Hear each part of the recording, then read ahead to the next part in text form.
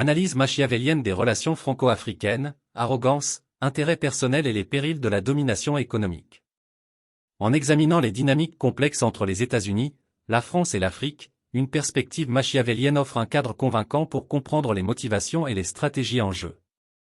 L'approche pragmatique de Machiavel en matière de pouvoir et de gouvernance met l'accent sur la poursuite de l'intérêt personnel, la manipulation des alliances et la quête incessante de l'avantage. Dans cet essai, nous explorerons comment les États-Unis et la France ont navigué dans leurs relations avec l'Afrique, animés par l'arrogance, l'intérêt personnel et les impératifs économiques.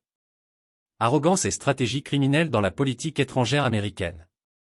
Sous la direction du secrétaire d'État Blinken, les États-Unis ont poursuivi des politiques étrangères caractérisées par l'arrogance et des tactiques discutables.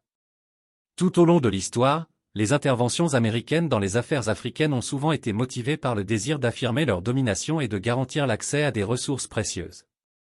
Des opérations clandestines aux interventions militaires ouvertes, les États-Unis ont souvent employé des stratégies machiavéliques pour promouvoir leurs intérêts géopolitiques dans la région. Un exemple flagrant de l'arrogance américaine en Afrique est son soutien aux régimes autoritaires qui servent ses intérêts, quelles que soient les conséquences pour les populations locales. En soutenant des dictateurs et en fermant les yeux sur les violations des droits de l'homme, les États-Unis ont aliéné de nombreux pays africains et ont suscité du ressentiment parmi leurs citoyens. Cette approche, bien qu'ostensiblement destinée à maintenir la stabilité, mine finalement la confiance et perpétue les cycles de violence et d'instabilité.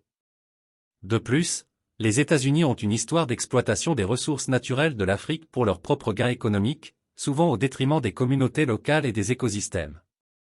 Que ce soit par le biais d'accords commerciaux exploitants ou de pratiques de prêt prédatrices, les États-Unis ont régulièrement privilégié leurs propres intérêts économiques au détriment des nations africaines.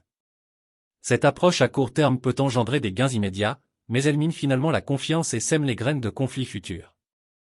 Défense des intérêts économiques par Macron. De manière similaire, l'implication française en Afrique est caractérisée par une poursuite machiavélique de la domination économique et de l'autopréservation. Les tentatives du président Macron de protéger les investissements français et les intérêts commerciaux en Afrique, en particulier ceux liés à la famille Rothschild, mettent en lumière dans quelle mesure les considérations économiques motivent la politique étrangère française.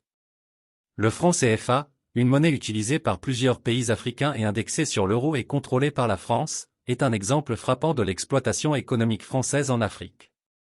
En maintenant le contrôle sur les politiques monétaires de ces pays, la France exerce une influence significative sur leurs économies et garantit un flux régulier de ressources vers les sociétés françaises. La défense de ce système par Macron reflète un engagement machiavélique à préserver l'hégémonie économique française, même au détriment de la souveraineté et du développement africain. Implications et perspectives futures. Alors que l'Afrique continue de revendiquer son indépendance et de remettre en question les structures néocoloniales, tant les États-Unis que la France risquent de perdre leur emprise sur le continent. L'érosion de la confiance et l'émergence de dynamiques de pouvoir alternatives menacent de compromettre les alliances traditionnelles et de diminuer l'influence occidentale en Afrique. En conclusion, une analyse machiavélienne des relations entre les États-Unis et la France avec l'Afrique révèle un schéma d'arrogance, d'intérêt personnel et d'exploitation. De la soutien aux régimes autoritaires à la défense des monopoles économiques, les deux nations ont poursuivi des politiques qui privilégient les gains à court terme au détriment de la stabilité et de la coopération à long terme. Cependant, alors que les nations africaines affirment leur autonomie et exigent une plus grande équité dans leurs relations, les jours de domination occidentale en Afrique pourraient être comptés. Seule la reconnaissance des aspirations légitimes des nations africaines et l'adoption d'une approche plus équitable de l'engagement peuvent permettre aux États-Unis et à la France de reconstruire la confiance et de forger des partenariats durables dans la région.